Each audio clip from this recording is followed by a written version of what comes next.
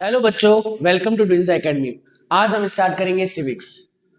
आपके 12 तारीख से बोर्ड के पेपर है। फर्स्ट पेपर इंग्लिश का है, बेस्ट ऑफ लक। उसके बाद में नेक्स्ट पेपर आपका 17 फेब को एसएसटी का पेपर है। तो मैंने जो हिस्ट्री, अपनी हिस्ट्री कंप्लीट हो गई। हिस्ट्री में मैंने सारे चैप्टर्स आपको करवाए। मैंने वही इंपॉर्टेंट टॉपिक्स करवाए जो आप इन शॉर्ट में सारा रिवीजन कर सको, और एक कंसाइज वे में करवाया है जिसको आप देख के बोर्ड देने से पहले आप सारा पढ़ के जा सको। आज हम सिविक्स पढ़ रहे हैं और आज हम सिविक्स करेंगे। सिविक्स अब नेक्स्ट सब्जेक्ट हमने सिविक्स उठाया जिसमें power sharing, federalism, gender caste and political parties और outcome of democracy. Within आने वाले कंटिन्यूसली जो भी 17 तारीख तक है, कोशिश करेंगे कि 17 से पहले ज्योग्राफी, सिविक्स एंड हिस्ट्री तो कंप्लीट हो जाए। एटलीस्ट सिविक्स या ज्योग्राफी हो जाए। अगर टाइम मिला तो इकोनॉमिक्स भी करवा दूंगा, बट उसके कुछ इंपॉर्टेंट क्वेश्चंस बता दूंगा जो आपके काम आएंगे। आज हम कर रहे हैं power sharing. Power sharing easy है, बट एक वेटेज फॉर्म में, नंबरिंग फॉर्म में, नंबर वेटेज फॉर्म में ज्यादा बड़ा है ये चैप्टर। एक तो इसके अंदर पावर शेयरिंग। पावर शेयरिंग क्या होती है? जब आप अपनी शक्तियों को देश के अलग अलग भिन्न भिन्न जगहों पे, अगर नॉर्मल वर्ड में पावर मीन शक्ति और शेयरिंग मीन शेयर करना, आप अपनी शक्तियों को बांटना चाहते हो। एक स्कूल की होती है, वहां पे टीचर्स होते हैं, उनका काम अलग होता है। प्रिंसिपल है, उनका काम अलग है। पियोन है, उसका काम अलग है। तो सबका अलग अलग काम है। ये काम क्या बोला था? मैनेजमेंट, उसका काम अलग है। तो ये क्या होता है? Power sharing. आपके घर पे भी एक अलग अलग पावर शेयरिंग। मम्मी का काम होता है अपना घर का काम करना, पापा का काम बाहर का, बच्चों का काम पढ़ना। तो सबका एक अलग अलग काम होता है। तो यही power sharing. In this context, in this chapter हम पावर शेयरिंग को 2 पार्ट्स में पढ़ेंगे। First is Sri Lanka and second is Belgium. दोनों में देखेंगे पावर शेयरिंग को लेके क्या डिस्प्यूट्स है, क्या कॉन्फ्लिक्ट्स है। सबसे पहले हम देख रहे हैं बेल्जियम के अंदर। अब आप बोलोगे सर ये फ्रांस, ये नीदरलैंड, ये जर्मनी, ये लग्जमबर्ग, ये क्यों दे रखे हैं? तो आपसे सवाल पूछा जाएगा बेल्जियम किन किन बाउंड्री से, किन किन कंट्री से बाउंड्री शेयर करती है। तो आपको बताना है फ्रांस, नीदरलैंड, जर्मनी, लग्जमबर्ग। ये याद रखना है। एमसीक्यूज में कोई इसमें से एक होगा नहीं, या 3 नहीं होंगे, एक होगा। तो आपको ये पता होना चाहिए। Second point, power sharing. सबसे पहले बेल्जियम में स्पीकर्स देखो, आपके क्वेश्चन आएगा right A short note in detail into Sri Lanka and Belgium ethnic division. Ethnic division में डिफाइन करके बताओ। तो आप एथनिक डिवीजन में क्या लिखोगे? एक तो पूरा का पूरा ये एक ब्रांच है, ये ट्री दे रखा है ना, ट्री डायग्राम। आप ये ट्री डायग्राम बना देना, आपको पूरे 2 मार्क्स मिलेंगे। एथनिक डिवीजन की बात करें, एथनिक डिवीजन का मतलब है कि वहां पे किस कंटेक्स्ट में पावर शेयरिंग की गई है। तो यहां पे हम लैंग्वेज के कंटेक्स्ट में देखेंगे। तो बेल्जियम के अंदर Dutch speaker and French. Dutch speaker कितने? 59%। याद रखना, एमसीक्यू में आ सकता है। How many French speaker in Belgium? 49%। How many Dutch speaker in Belgium? 59%। Dutch speaker वाला रीजन क्या बोला गया है आपको? Flemish region. और 49 फ्रेंच स्पीकर वाला 40 कौन सा है? Wallonia reason. ये एरिया है वहां पे, ये रीजन है। Second Belgium. अब बेल्जियम की कैपिटल जरूरी है, श्रीलंका की कैपिटल इंपॉर्टेंट नहीं है। और बेल्जियम की कैपिटल क्या है? ब्रसेल्स। तो क्या ब्रिजल्स में भी देखो, ब्रिजल्स में कितने हैं? फ्रेंच है 80% और डच कितने? 20%। अब आप देखो यहां बेल्जियम के अंदर फ्रेंच कितने? 40%। और यहां फ्रेंच कितने? 80%। यहां डच कितने? 59%। यहां ब्रिजल में कितने? 20%। यही पावर शेयरिंग का सबसे बड़ा कंटेक्स्ट होता है। अगर मैं आपको बोल दूं कि पूरे इंडिया में तो हिंदू कम है और दिल्ली में हिंदू ज्यादा है, तो ये कन्फ्लिक्ट होगा। वैसे ही अगर आप मानो, देखो बेल्जियम के अंदर डच ज्यादा है 59 और यहां पे कैपिटल में डच 20 है, तो ये क्या हो गया? एक कंफ्लिक्ट ऑफ इंटरेस्ट आ गया। ये एक पावर शेयरिंग वाली कंडीशन। यहां पावर शेयरिंग अभी तक तो नहीं हुई इस स्पीकर में, इसको अपन आगे और लेके जाएंगे। तो कट टू ये इतना पढ़ लिया हमने। इसके बाद में हम दूसरा पढ़ते हैं पावर शेयरिंग श्रीलंका का। श्रीलंका का क्या सिनेरियो? तो श्रीलंका में भी 2 कम्युनिटीज थी जो नॉर्मल आपको ध्यान में रखनी है। सिन्हाला कितने? 74%। इसके बाद में तमिल स्पीकर कितने? 80%। इसके बाद में श्रीलंका कितने? श्रीलंका, अब देखो तमिल स्पीकर के भी 2 ग्रुप्स थे, श्रीलंकन तमिल और इंडियन तमिल। एक वो तमिल से जो बाहर से आए, जिनके 4 फादर एंसेस्टर है। एक वो तमिल से जो वहां के लोकल तमिल है। तो जो श्रीलंकन तमिल से, वो इंडिजिनियस तमिल है, वो 13%। और जो इंडियन तमिल है, जो बाहर से आए, जिनके जो एंसेस्टर कहीं ना कहीं बाहर रहते थे, तो वो 5%। बाकी देखो 74 और 18 कितना 92, इसी के ब्रांचेस है, ये याद रखना। और उसके बाद में 7% है क्रिश्चियंस। तो कितने हो गए 92, 99 और 1% क्या है तमिल एंड सिनालास। तो ये आपका पूरा एक ट्री डायग्राम मिलता है, ट्री डायग्राम बनता है जहां पे आप ये डिटेल कर सकते हो what do you mean by the ethnic division. अब मैं कुछ रिलेटेड यही श्रीलंका के फैक्ट्स लिख लेता हूं। एक फैक्ट आपको पता होना चाहिए, वो फैक्ट है श्रीलंका आजाद कब हुआ था। तो आप कहोगे सर श्रीलंका आजाद हुआ था 1948 में, इंडिपेंडेंस। तो ये भी क्वेश्चन आ सकता है, क्योंकि मैं यहाँ पहले आरबीएससी को ज्यादा टारगेट लेके चलता हूं, क्योंकि फर्स्ट पेपर आरबीएससी का है और सीबीएसई का 7 मार्च को है। तो मे भी सीबीएसई तक का तो सारा रिवीजन एक बार हो सकता है, बट आरबीएससी को मोटिव लेके सबसे पहले इंडिपेंडेंस कब हुआ 1948। याद रखना श्रीलंका आजाद कब हुआ 1948। सेकंड फैक्ट्स का है, सिन्हालास ने क्या करा, अपनी डोमिनेंसी दिखाने के लिए सिन्हाला ऑफिशियल लैंग्वेज आया, एक्ट लेके आया सिन्हालास यहाँ पे। अब यहाँ पे क्या है देखो, जो सबसे ज्यादा डोमिनेंट रहेगा वो सब अपनी चलाएगा। डोमिनेंट कौन है सिन्हालास। तो सिन्हालन का मेरी लैंग्वेज चलनी चाहिए, मेरे मेरे मेरे जो लोग हैं उनको गवर्नमेंट जॉब में नौकरी मिलनी चाहिए, मेरे जो लोग हैं उनको रिजर्वेशन मिलना चाहिए, और मेरे ही लैंग्वेज सबके स्कूल्स में चलेगी। तो सिन्हालास ऑफिशियल लैंग्वेज आई कब आई 1956, ये भी याद रखना है आपको। इसके बाद क्या सवाल पूछ सकता है, श्रीलंका में कौन सा धर्म अपनाया जाता है। तो आप कहोगे सर बुद्धिस्ट, ये भी याद रखना है आपको।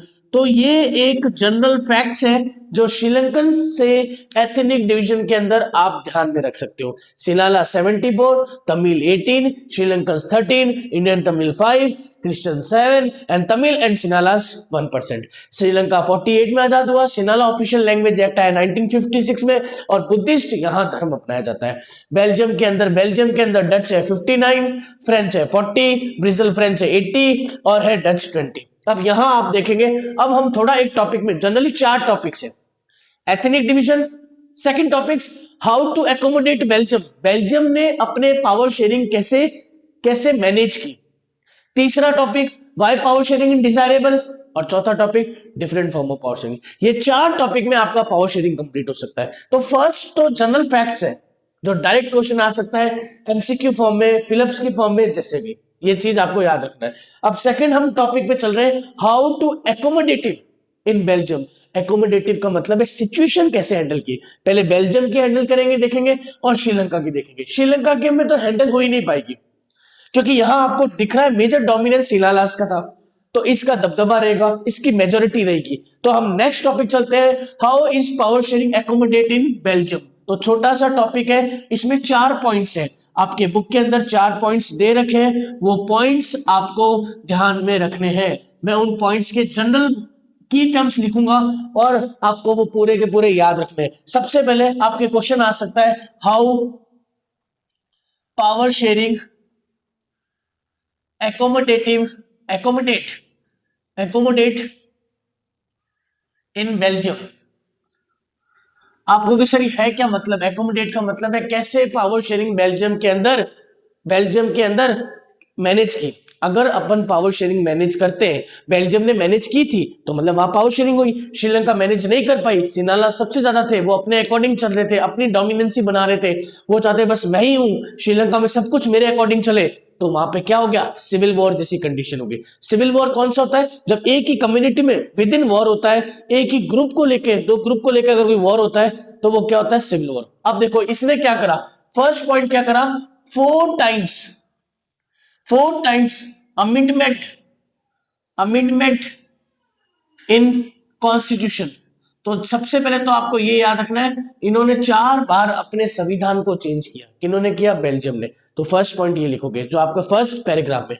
सेकंड पॉइंट, मैंने बोला सर बेल्जियम के अंदर फ्रेंच 49 है, 59 है, 54 है, उसके अंदर 40 है, ब्राजील में 80 है, 20 है। इन्होंने कहा व्हाटएवर दिस, फ्रेंच कितने ही हो, बट जो मेन सेंट्रल गवर्नमेंट है वहां पे दोनों स्पीकर्स इक्वल रिप्रेजेंटेटिव होंगे। तो आप लिखोगे central government should equal representation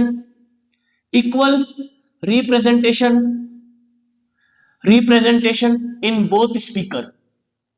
वो बोथ स्पीकर कौन होंगे, कौन से बोथ स्पीकर होंगे, डच या फ्रेंच। तो कितने ही हो, मैं कहता हूं 100% हो फ्रेंच, बट सेंट्रल गवर्नमेंट ने कहा इक्वल रिप्रेजेंटेशन होना चाहिए। अब सेंट्रल गवर्नमेंट कहां है? बेल्जियम की ब्रसेल्स में। C point, central government should given to power, give to power state government, but state government not subordinate, not subordinate to central government. बोला गया कि अगर कोई सेंट्रल गवर्नमेंट पावर देती स्टेट गवर्नमेंट, इसका मतलब ये नहीं कि स्टेट गवर्नमेंट सबॉर्डिनेट हो जाएगी, मतलब वो ऊपर हो जाएगी, सेंट्रल गवर्नमेंट रहेगी तो सेंट्रल गवर्नमेंट ही ऊपर। बट ऐसा नहीं है कि अगर सेंट्रल गवर्नमेंट थोड़ी बहुत ऑटोनॉमी दे देती स्टेट गवर्नमेंट, इसका मतलब ये नहीं कि स्टेट गवर्नमेंट उसके ऊपर सबॉर्डिनेट हो जाए। और चौथा पॉइंट जो मोस्ट इंपॉर्टेंट पॉइंट है, it started a new type of government. कौन सी? New type of government. और वो कौन सी गवर्नमेंट है जो आपको ध्यान में रखनी है और बहुत बड़ा फिलिप्स भी आ जाता है?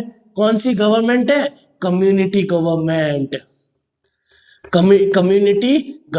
कम्युनिटी गवर्नमेंट बनाई बेल्जियम ने। तो ये बोला कोई व्यक्ति कहीं बैठा हो, अगर सेम कम्युनिटी का है वो यहाँ पे आ सकता है। और ये क्या करेगी? ये 3 टॉपिक्स पे बात करेगी। पहला टॉपिक कौन सा था? कल्चरल। दूसरा टॉपिक कौन सा था? एजुकेशन। तीसरा टॉपिक कौन सा है? लैंग्वेज। इन 3 सीएल पे बात करेगी, कल्चर, एजुकेशन, लैंग्वेज। तो इन चारों सिचुएशन से बेल्जियम ने अपने यहाँ पे पावर को एकोमोडेट कर लिया। तो how is power accommodate in Belgium? 4 times amendment in constitution, central government should equal representation both speaker, central government should given to power in subordinate government, but state government could not subordinate central government. Central government power दे सकती है, power देनी चाहिए state government को, but इसका मतलब ये नहीं कि स्टेट गवर्नमेंट सबऑर्डिनेट करेगी। और चौथा पॉइंट है, it started a new type of government जो मींस कम्युनिटी गवर्नमेंट। इसमें ये this government was related issue, cultural, education, language. तो these 4 points was accommodated in Belgium। तो ये आपका एक डिटेल मार्क्स बनता है। तो सेकंड टॉपिक कंप्लीट हुआ। Move on the third topics. और थर्ड टॉपिक क्या है? Why power sharing is desirable. आपको पता होना चाहिए why power sharing is desirable. ये आपका इसका थर्ड टॉपिक है। थर्ड टॉपिक के बाद मैं इस टॉपिक के अंदर, इस चैप्टर के अंदर डेफिनेशंस बताऊंगा। तो आपके पास नेक्स्ट क्वेश्चन जो आता है, व्हाई पावर शेयरिंग डिजायरेबल। देखो जैसा मैं बना रहा हूं ना, आपको वैसा ही ट्री डायग्राम में इसको बताना है। Why power sharing is desirable. तो सर आप बोलोगे पावर शेयरिंग इन डिजायरेबल इन टू मेथड्स। क्या होता है पावर शेयरिंग डिजायरेबल? हम तुम देखो सवाल का मतलब है क्या पावर शेयरिंग करना समझदारी है? तो आपको पावर शेयरिंग करना समझदारी है। सर 2 मेथड बताओ। फर्स्ट मेथड है प्रूडेंशियल और सेकंड है मॉरल रीजन। अब आप समझ गए होंगे सर प्रूडेंशियल रीजन क्या होता है। प्रूडेंशियल रीजन मतलब समझदारी, और मॉरल रीजन क्या है? उसका आउटकम, उसका रिजल्ट। तो कहोगे sir A point prudential reason, if power is not shared, if power is not shared, the political instability। तो एक पॉइंट तो यह लिखोगे आप कि सर अगर पावर शेयर नहीं होगी तो पॉलिटिकल इंस्टेबिलिटी आएगी। सेकंड पॉइंट आप क्या लिखोगे कि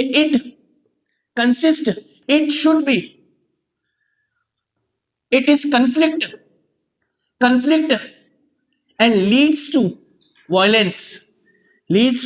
वायलेंस। अगर पावर शेयरिंग नहीं होगी तो कंफ्लिक्ट हो सकते हैं और वो कंफ्लिक्ट आगे जाके वायलेंस हो सकते हैं। C point, it happens civil war. तो सिविल वॉर जैसी कंडीशन आ सकती है। सर सिविल वॉर क्या होता है? एक ही देश के अंदर ग्रुप को लेके अगर लड़ाई होती है तो आप उसको सिविल वॉर कह सकते हैं। तो ये 3 पॉइंट है। Why power sharing is desirable? Power sharing desirable in 2 method, prudential and moral. Prudential का मतलब समझदारी। If power is not shared, political instability, it is conflict leads to the violent, और third point it happens civil war. तो ये civil war होता है। अब आप मॉरल रीजन क्या कर सकते हो? मॉरल रीजन होता है it show a spirit of democracy। अगर आप ऐसे देश में रहते हो जो देश फेडरल देश है, तो वहां पे आपकी डेमोक्रेसी, लोकतंत्र को लेके एक ऊर्जा दिखेगी, लोकतंत्र को लेके एक स्पिरिट दिखेगी। Second point, it concern among citizen citizen and legitimate of government, legitimacy of government. Sir एक वर्ड और आ गया जो हमारे लिए बहुत नया वर्ड है, what do mean by the legitimity, legitimacy. Legitimacy का मतलब है लेगेसी। अगर यहां पे नागरिकों को कंसर्न किया जाएगा तो एक सरकार की लेजिटिमेसी दिखेगी। और third point, C point, it is responsible and accountable, it is responsible and accountable of government। तो ये पॉइंट्स जो है, ये 3 पॉइंट्स है जो ये दिखाता है पावर शेयरिंग करना क्यों समझदारी है। पावर शेयरिंग करना समझदारी है क्योंकि ये आपको ऐसा ही फ्रेमवर्क देना है आंसर में। Power sharing is prudential. Power sharing is desirable two methods: prudential reason and moral reason. Prudential, if power is not shared, political instability. It is conflict leads to violence. It happened to civil war. Moral reason, it show the spirit of democracy. लोकतंत्र के प्रति आपका spirit दिखाई देती है। It concern among citizens and legitimacy of government, और it is responsible to accountable of government। तो ये तीसरा टॉपिक आपका कंप्लीट होता है। इस चैप्टर का लास्ट टॉपिक है different form of power sharing. अब पावर शेयरिंग होगी, बेल्जियम ने सेटल हो गया। पावर शेयरिंग डिजायरेबल क्यों है? अब कितने टाइप की पावर शेयरिंग है? जनरली 4 टाइप की पावर शेयरिंग है, जिसमें जो इंपॉर्टेंट है वो first and second power sharing है। तो मैं यहां पे लिख देता हूं 4 टाइप की पावर शेयरिंग कौन कौन सी है जो आपको पता होनी चाहिए। फर्स्ट पावर शेयरिंग है power sharing among the different organs of government. Welcome to last topic आपका ये रहा है पावर शेयरिंग का, जो दे रखा है power sharing different form of government. Generally 4 form power shared among the different organs of government, ठीक है। सेकंड है different tier of government, okay. Third है different social of groups, and fourth है डिफरेंट पॉलिटिकल पार्टीज। पहला अपन first वाले points को लेते हैं। देखो सबसे पहले organs of government. RBSC board एकदम ध्यान रखना कि आपसे पूछा जा सकता है ऑर्गन्स ऑफ गवर्नमेंट क्या होता है। तो ऑर्गन्स ऑफ गवर्नमेंट है लेजिस्लेटिव। अगर बोलूं तो सरकार के इंपॉर्टेंट अंग कौन से हैं, तो एक पॉइंट आता है लेजिस्लेटिव, ये याद रखना आपको, लेजिस्लेटिव। दूसरा याद रखना है एग्जीक्यूटिव, एग्जीक्यूटिव याद रखना आपको। तीसरा याद रखना है जुडिशरी, जुडिशरी याद रखना है। अब देखो आपको वैसे तो चारों फॉर्म ऑफ पावर शेयरिंग पता होनी चाहिए, but first and second boards के पॉइंट ऑफ व्यू से सबसे ज्यादा इंपॉर्टेंट है, क्योंकि लेजिस्लेटिव का काम होता है टू मेक अ लॉ, कानून बनाने का काम करता है। एग्जीक्यूटिव का काम होता है एग्जीक्यूशन करना, टू एग्जीक्यूट अ एक्शन, जो भी कानून बना है उस एक्शन को एग्जीक्यूट करना। और जुडिशरी का काम होता है to limitations the power between the 2 organs of government. तो लिमिटेशंस का काम करता है, क्या करता है? लिमिटेशंस ऑफ पावर, पावर का लिमिटेशंस का काम करता है, ठीक है। तो अगर पार्लियामेंट आ गया तो ये सब इसका एग्जांपल हो जाएगा। Chief minister, cabinet minister, prime minister, ये एग्जीक्यूशन का काम हो गया। और सुप्रीम कोर्ट, हाई कोर्ट, ये कौन सा है? जुडिशरी का काम हो गया। तो हम इसलिए इसको power sharing of organs of government बोलते हैं। आपको याद रखना है कि इसी को ऑर्गन्स ऑफ गवर्नमेंट कहते हैं, और हम ऐसे लिख दूं तो इसी को हॉरिजॉन्टल पावर शेयरिंग बोलते हैं। क्या बोला जाता है? Horizontal and horizontal form of power sharing. ये भी याद रखना क्योंकि बोर्ड में क्वेश्चन आएगा। और इसी को एक मेथड क्या बोला जाता है? Check and balance method, check and balance method. Sir check and balance method का मतलब है ये दोनों का काम है चेक करना, और इनको बैलेंस में करने का काम है जुडिशरी का। इसलिए ये बहुत इंपॉर्टेंट बन जाता है। Different government, it can the government was 3 important action specific topics, जैसे 3 organs of government, the legislative, executive and judiciary. और this method is a horizontal distribution of power, और it is known as the check and balance method. इसलिए ये first share of power sharing different organ of government बहुत ज्यादा important है। तो ये मैंने आपको यहाँ नीचे समझा दिया है। अब हम चल रहे हैं कौन सा second form of power sharing जो भी इंपॉर्टेंट है, जिसको आप क्या बोलते हो, जो हम इसके अंदर नेक्स्ट टॉपिक में पढ़ेंगे, नेक्स्ट चैप्टर में, tier of government, tier of government, tier of government. RBSC board वाले ध्यान रखना क्योंकि ये डायरेक्ट बोर्ड में क्वेश्चन आ सकता है 2 मार्क्स में कि कौन कौन सी टियर ऑफ गवर्नमेंट है। तो आप लिखोगे सेंट्रल गवर्नमेंट, उसके बाद में स्टेट गवर्नमेंट, उसके बाद में लोकल गवर्नमेंट। सर आपने इसको ऐसा क्यों लिखा, ऐसा क्यों नहीं लिखा? क्योंकि हम इसी को क्या बोला जाता है? Vertical distribution of power. इसलिए इसका दूसरा नाम है वर्टिकल डिस्ट्रीब्यूशन ऑफ पावर। जब देश के अंदर पावर शेयर की जाती है central level, state level and local level level, हम इसको नेक्स्ट चैप्टर में लोकल लेवल को डिसेंट्रलाइजेशन में पढ़ेंगे, जैसे म्युनिसिपैलिटीज, नगर निगम, नगर परिषद, ये सब चीज आती है। इसलिए ये सेकंड वाला जो है tier of government, organs of government, कुछ आपसे बोर्ड में डायरेक्ट क्वेश्चन आएगा 2 मार्क्स का, name the organ of government, तो आपको नाम लिखना है, लेजिस्लेटिव, एग्जीक्यूटिव, जुडिशरी। आपसे पूछे name the tier of government, तो आप लिखोगे central, state and local level. जो तीसरा पॉइंट है, जो ये second power of form of power sharing है। Third form of power sharing क्या बोला गया? डिफरेंट सोशल ग्रुप, जब कुछ समाज के स्तर पे अलग ग्रुप बन जाते हैं, जिसको आप क्या बोलो जाते हो, जो कुछ ना कुछ लोगों के, माइनॉरिटीज के बारे में सोचता है, रिजर्वेशन के बारे में सोचता है, कम्युनिटी के जो लोग देश के अंदर कम है उनके बारे में सोचता है। और इसका एग्जाम्पल मैंने क्या बताया था, अभी जस्ट हम पढ़ के आए, जो बेल्जियम ने एकोमोडेट करने के लिए क्या था, कम्युनिटी गवर्नमेंट, कम्युनिटी गवर्नमेंट।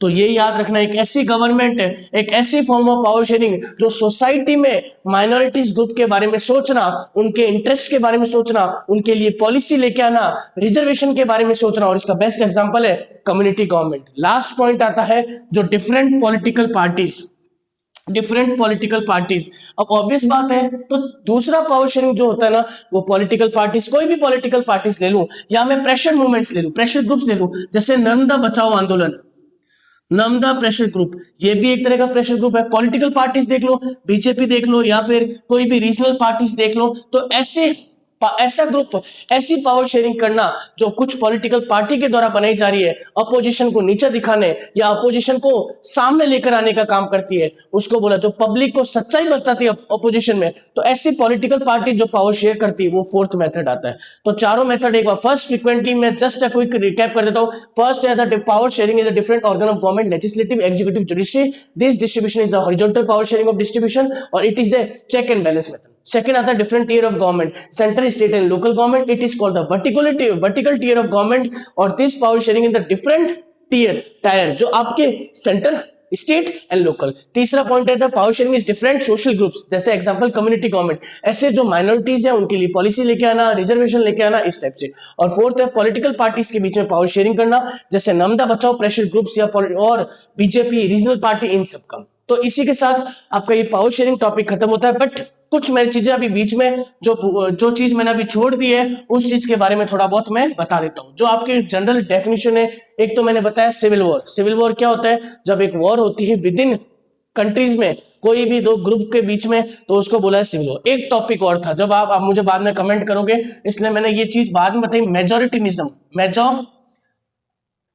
मेजोरिटीनिज्म, अब देखो सर क्या है कुछ नहीं, मेजोरिटी माने एक ऐसी आइडियोलॉजी, एक ऐसा बिलीवनेस, जब सब लोग एक साथ आके अपनी मेजोरिटी के रहते हैं और अपने लिए, सिर्फ मेजोरिटीजम के लिए भले के बारे में सोचते हैं, उनके लिए सब कुछ अच्छा सोचना, ऐसी सोच रखने वाले को बोला जाता है मेजोरिटीनिज्म। तो it is a believe when all are same majority and common interest to can profit to one to another, this believeness is known as a majority। इसका एग्जांपल क्या था? सिनालाज आए थे, उन्होंने क्या कहा कि हमारे लोग गवर्नमेंट ऑफिसर्स होने चाहिए, हमारे बच्चे ही, हमारे जो बच्चे हैं उनको स्कॉलरशिप मिलनी चाहिए, यूनिवर्सिटीज में पढ़ रहे हैं उनके लिए रिजर्वेशन होना चाहिए, और यहां तक कि स्कूल एंड कॉलेजेस में क्या लेके आ गए थे? Sinhala official act. Sinhala official language act कब आया था? 1956। ये चीज अब आप सोचोगे सर इसके लिए ना एक चीज और बनी थी, आपको पता है वो चीज थी LTTE,